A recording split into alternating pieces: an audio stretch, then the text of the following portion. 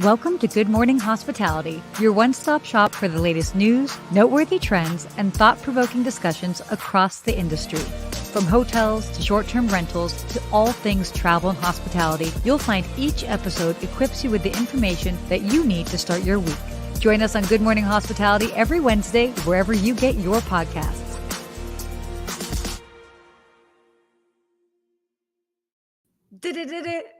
Every time I see that intro, I'm so excited because it was so great how our footage just worked so well together. Listen, we had a great team put those together for us, but I'm happy to be back. I missed you last week. I missed you too. Happy belated Thanksgiving, whether you celebrated or not, by the way, for everybody that's tuning in.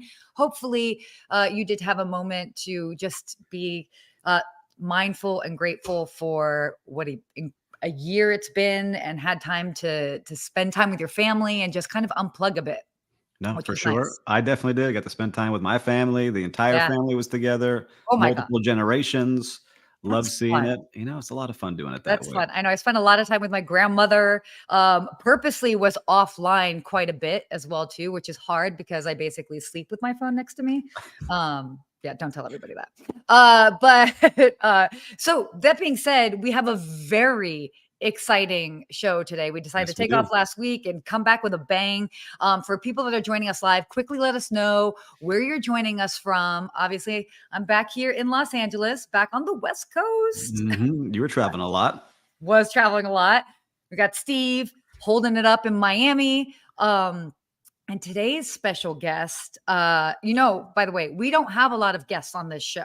Mm-mm. We don't kind of open it up, but this was just kind of a perfect option or a perfect guest for us. And he's got a lot of insights. It's true. Yeah. I think you should say who it is. We should bring him out. Okay, fine. Am I drawing it out too much? I think we should do it because I'm excited to speak to him. I know we got limited time with him. He is a busy person. So bring him 100%. Out, Sarah. Who do we got? Okay, fine. So for today's guest, we have Chip Rogers, who is the president and CEO of AHLA. And come on, Chip, let's get you on here.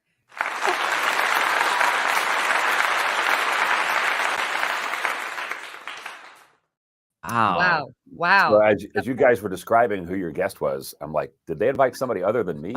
This sounds so interesting. Who could this possibly be? And I love that we have upped our game. We now have sound effects. We do. Coming up. So great job back at house. Good job, Will, getting some sound effects on there. Wow. So we've got people joining us from all over here. Miami, Belize, Israel, London. near BWI Airport, Maryland. Whoop, whoop. Very nice. Sorry for my sound effects. Caffeine has clearly kicked in over here. So Chip, thank you again so much for joining us. This is, you obviously have your finger on the pulse of so many things. And what's so great as well too is, with what's going on in the hotel and hospitality industry, breaking down different legislations or things that are trying to be passed and what we need to be mindful of. So why don't we just kind of start off with like the bigger picture and just talk about the state of the industry, what's going on, what do we need to be mindful of? And for those that are tuning in, what can they take away right now? Well, first, great to see both of you. Hope you had a great Thanksgiving. Thank you. Yes. Thank you. I was thinking about who are the type of people in life that I don't trust?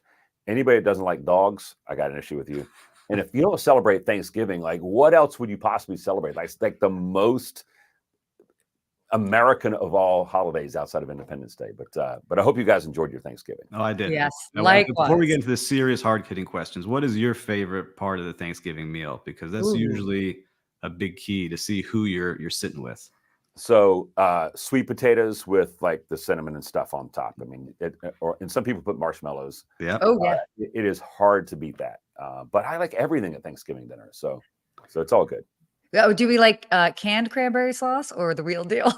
Well, the real deal is better, but I'll eat either one. If you put it in front of me and I'm hungry enough, I'll go and eat it. So yeah. Same. Well, I think it's perfect that you're here, and I know that you're going to get into it. We're wrapping up the year. Maybe you can do a little bit of what you saw in 2023 that was a big win for the industry and some things we got to work on, and then we can talk about 2024. Yeah, you know, I think we came into 2023 with a lot of optimism. People thought, okay, this is the year we're going to be back. Mhm. A few things happened that probably slowed that down a little bit. So as we close it out, I would say we're awful close. But when you factor in inflation, it's had a significant impact because at the end of the day, occupancy can be great and RevPAR can be great. But if you're not making money, you're not making money. Mhm. And hoteliers aren't making money. I mean, the industry's is feeling much better than it did in recent years. But we're just shy of that occupancy number. We've seen a flattening of the leisure travel. Mhm. The small group travel was back, gosh, a year and a half ago. Yep. Yeah. The big group travel is coming back, as you guys know. Once that goes offline, it takes a few years to get back completely online. The one that is, of course, of the most concern is your inner city business travel. Now, Mm. what I like always remind people that there's a lot of business travel that happens along the interstate with truckers and traveling people Yeah. yeah. But the inner city where people are not back in the office 5 days a week, that's still struggling a little bit. So if we put all that together, I mean, Mhm. occupancy is pretty darn close to where we expected it would be. The mix of the type of travelers probably close to what we thought it was going to be. Hmm. Even with these ADR gains, though, you're still looking at some struggles because inflation, particularly labor inflation, has been probably more than we anticipated. And then, depending on what market you're in, it's always a market by Mhm. market. Depending on what Totally. market you're in, you know, it could be a little tougher. I laugh at my dear friends in Miami, and I know we were just talking about you being in Miami, but they're like, "Oh, that we're down a little bit from last year." I'm like, "But down from what? Like Yeah. you couldn't fit another Records. person in a hotel room in Miami." So Yeah. Yeah. the market matters for sure. And so Yeah. when you're seeing these inner city hotels, what can they be doing to get people back? Because it's tough. You see some cities that are really struggling, and some big name cities, and where the people aren't going back to the office. What do you think they could be doing, just from what you're seeing? Look, one of the things that we've encouraged elected officials to do at the local level is, have policies that encourage people to come back into the city, and whether that's tax credits or getting their own city workers back in Mhm. the city is helpful. I mean, here in Washington D.C., the federal government's not even 100% back, and we've been asking the administration for quite some time. Bring these workers back, get them Mhm. back into the office at least a portion of the time, because there are so many small businesses beyond hotels that absolutely must have workers back in. I think you're going to see some changes in development. There are a lot of policy measures that we're seeing both at the city and the state level that would encourage office buildings to be turned into residential. And when you get people back inside the city and things start happening, you're going to see a lot of activity. And then the last thing is business leaders. I know that if you go back 9 months ago, 12 months ago, when you look at that pendulum of who really controls the momentum between the employer and the employee, at that time it was really the employee. They could choose when I'm working, where I'm working. That pendulum swung a little bit back towards the employer, and a Mhm. lot of employers say, you know, you were totally remote, or you were 2 days a week. Now we're going 3 days a week, or now we're going 4 days a week. And we encourage employers to find that right balance, but realize that bringing people back together in a certain space is extremely beneficial. There was an incredible study just put out by the Real Estate Roundtable that showed the difference in productivity of the people that are in the office and those that are not in the office. Now, I know people will say, well, yeah, but then I got a car and all this stuff. Yeah. And it's Mhm. not a hard, fast rule. I mean, some people do much better out of the office, Yeah. do much better in the office. So I'm not saying that this is universally true for everybody, but in general, General. productivity is actually better in the office. And I think it's better for the careers of young people as well. And so we encourage business leaders to kind of reevaluate where you are about bringing your people back into the office. Yeah, that's such a great point because again, I think so many of us can kind of just look to it if it's not even in our own household, in the households of those closest to us, and you can see, the pros and cons. But there is always a huge benefit for having that office, having that in-person interaction, whether it's bouncing ideas off of each other, whether it's just learning to re-engage with people, the human Or aspect. But it's important. Got me thinking because I feel like I read this somewhere, but also this notion of sort of secondary cities are maybe becoming a little bit more popular or on the radar for more of these conferences or business travel. So instead of the places like LA, New York, Miami, love all of them, but maybe cities like Cleveland or Denver, Austin, is that kind of what some of the trends that we have been seeing? Yeah, and I would go even further. I mean, I would throw in there cities like Savannah, Georgia, Asheville, Oh, North Carolina. I mean, yeah. Jacksonville, Florida has really taken off. These are places that you're seeing a lot of activity. One of the things that happened during COVID that, well, obviously there's many A negative lot things of that things. came out of COVID, but some of these states that were overly restrictive, and I think in hindsight, if we're being honest with ourselves, overly restrictive in an unscientific way, just a reactionary way, Mhm. they're now paying the price. I mean, when a large conference leaves San Francisco and goes to a place like Miami or goes to a place like Austin, Texas, and says, "Wow, this is fantastic. We didn't realize what a wonderful city this is." They may not go back to San Francisco. They may not go back to that home Mhm. city where they normally have their conference. And so we're seeing some of these secondary cities. Denver just opened up a stunning new convention center, just gorgeous. They're going to reap the benefits of that because Mhm. they had policies that were safe but allowed people to come in. And those cities are now really they're winning the battle. And those that Mhm. were far behind, those who went in strict lockdown so many times, and more importantly, and I reminded elected officials about this all the time during the early stages of the pandemic, the worst thing you can do is go back and forth because no one could count on that. I mean, Mhm. LA County, for example, they had a mask mandate. One week it was on, one week it was off. Sarah, you know, you're in Los Angeles, you never Yeah. even know. Well, if Yeah. you're planning an event, you can't plan for that. Like you No. can't 9 months out say, I don't know if they're going to have what policies they're going to have. And so the reactionary policies hurt locations. Those who said, here's where we are, here are the safety precautions we're taking, they're really reaping the benefits now. And you Yeah. mentioned people getting back to the office, and hotels are starting to hire more and more. We're starting to see that trend that people are coming back to working in hotels, but it's still Mhm. short of where it was. How are you seeing hotels get people back in? Do you see any best practices you're sharing with hotels to try and get these top employees back to the jobs they left?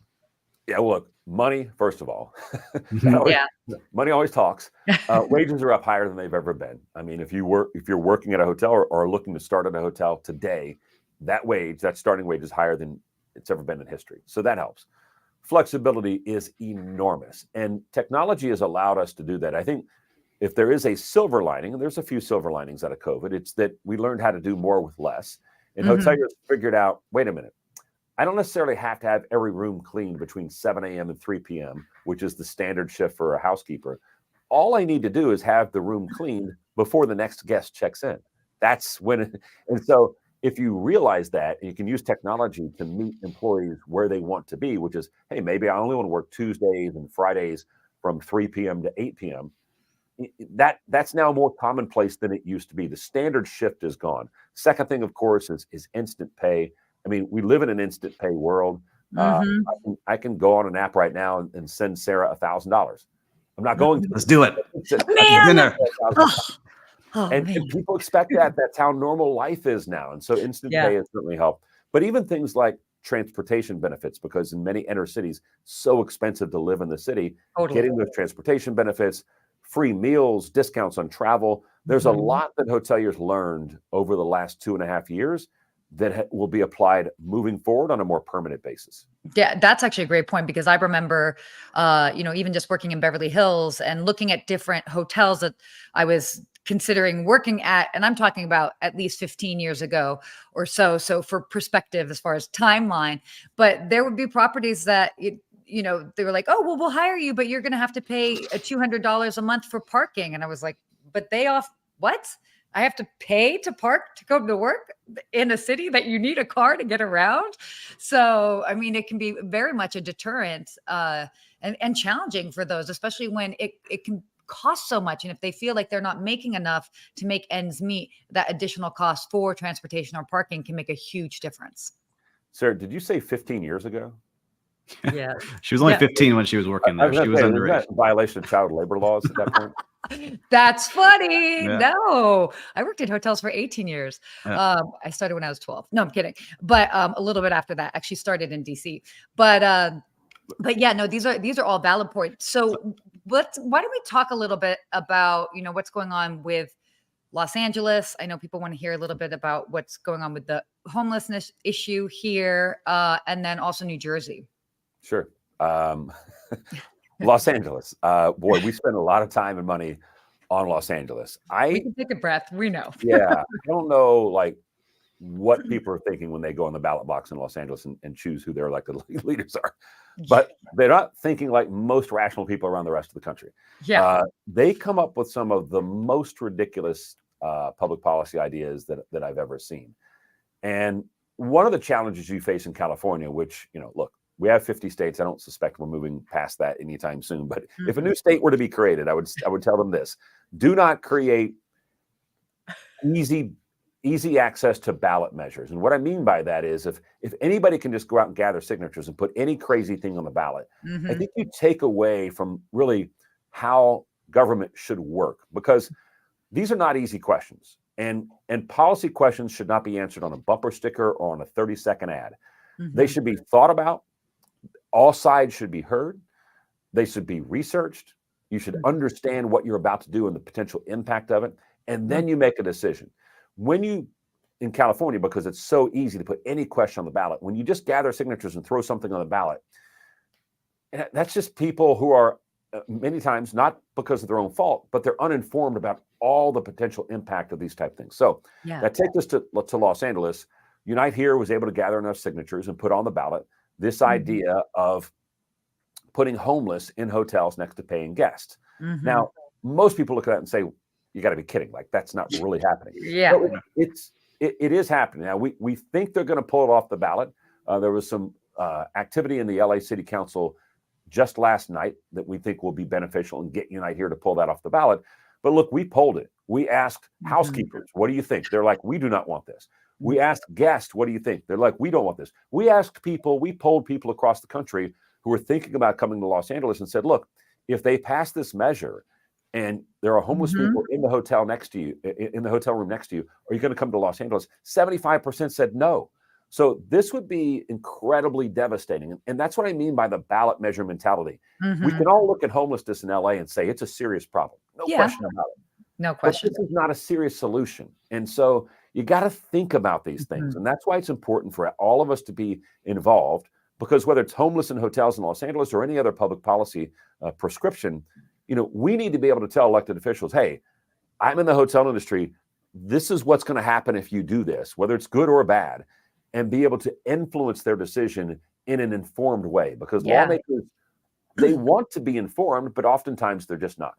Yeah. So I heard on another interview you did that you're saying, look, if we want to deal with homelessness, why don't we look at the residential units that are being flipped into commercial units illegally? Is that something that you can touch on for us and maybe expand a little bit on that idea? Yeah, look, because of technology, our lives are so much better. We have so many more options, and lodging, of course, is that same way.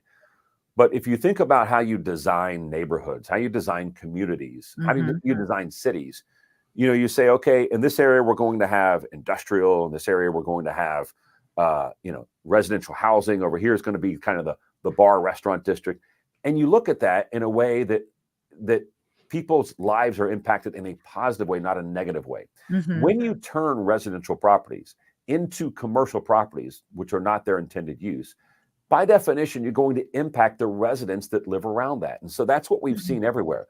Now, the obvious impact is if I'm living in a condo building and the room next door to me now all of a sudden is just a party house, I don't have a neighbor. I've got new people coming in and out every single day. That is a nightmare for me. Yeah.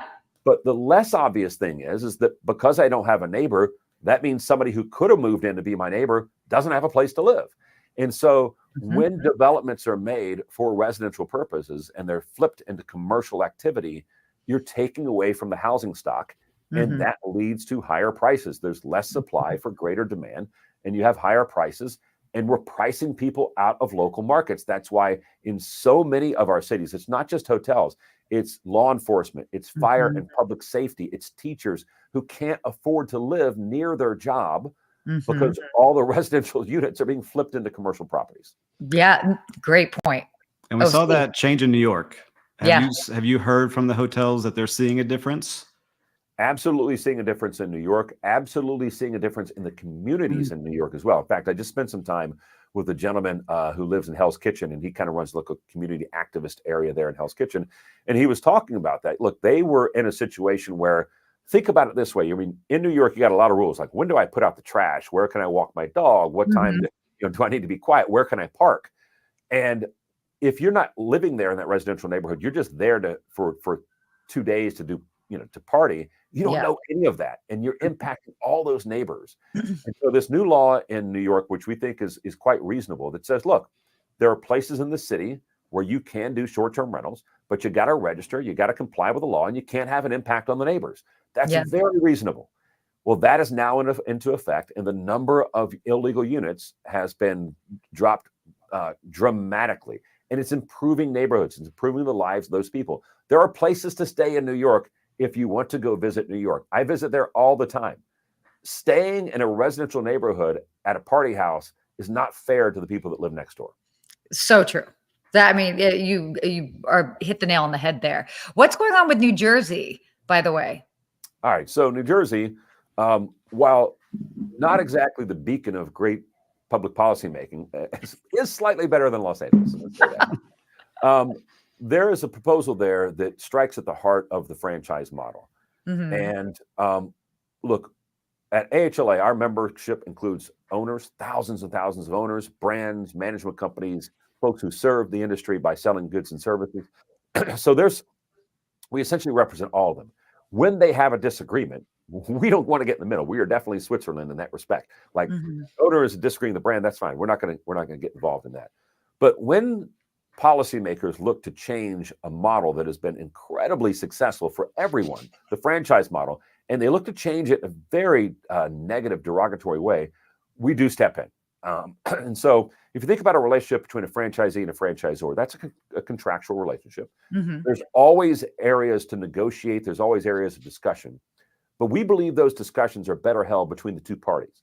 Inviting the government to step into your private business interactions has never resulted in something good. I've never heard someone say, hey, you know what? I was having a problem with somebody I do business with, and I asked the government to step in and make a law, and everything got better. Like, that doesn't happen, right? Mhm. Yeah. Because once you let them in the door, it's not like they're going to turn around and leave. And so in New Jersey, there's a proposal that does a lot of ill thought out things. Let me give you a perfect example. One of the things it says, and this is one of probably a dozen bad ideas, one of the things it says is that if you have a hotel in it with a certain brand, you have a protection area. And we certainly recognize that. And that's part of franchising. Like, if I have a Hilton Garden Inn, I don't want them building another Hilton Garden Inn in within a certain area. That's understandable. Yeah. But under this law, it says that any hotel built by that same brand cannot be built unless that owner of the Hilton Garden Inn or that owner of that franchise gives the authority. So that means if your franchise protected area is 3 miles and somebody wanted to build a Waldorf Astoria, which is not going to compete with your Hilton Garden Inn, 3 miles away, you would have the ability to say, nope, I don't want to allow them to build that hotel. Oh, Yeah, wow. that's one of a really like a dozen bad ideas in this bill. And Yeah. so, again, parties to a contract should sit down and work out their differences. Going to the government to pass a law that impacts every brand and every hotel that's part of a brand in a given state is Mhm. not good public policy. And by the way, it affects only hotels. It doesn't talk about other franchise businesses. And we just have a general philosophy that going specifically after the hotel industry is something we're going to fight against every time. We don't want to be singled out. We shouldn't be singled out. Our businesses and our franchises should not be treated differently than other franchises. Yeah. Wow. Had no idea that all of that was going on. This is, I mean, it's crazy. And again, it comes down to common sense. You know, when you Which is not that common, right? They Exactly. know. Not Well, that common. yeah, we all know it's not that common. No, just want to be mindful of time here. I know that we were talking about this prior to coming on the live, more than just talking about the Dolphins. But the federal joint employer rule. What's going on with this? Can you break it down for everybody? Because this is sort of like a new sort of hot topic that people really need to be mindful of. Yeah, thanks for asking that, Sarah. This is probably the biggest challenge from a legislative standpoint or policy standpoint that we've seen in quite some time. Historically, this goes back to the end of the Obama administration. They attempted to do this. It didn't happen. The Trump administration did not support this policy, but it's back now. And the best way I can describe this, and it gets kind of intricate. We're talking about the Department of Labor. We're talking about a title joint employer. What does that even mean? Mhm. It's simple in this theory. What the proposed policy or the rule that has now been released, and we're fighting it in court, what it essentially says is that the employee of the franchisee is jointly employed by the franchisor. So I want you to think about that for a second. And we think about like how we make policy in America.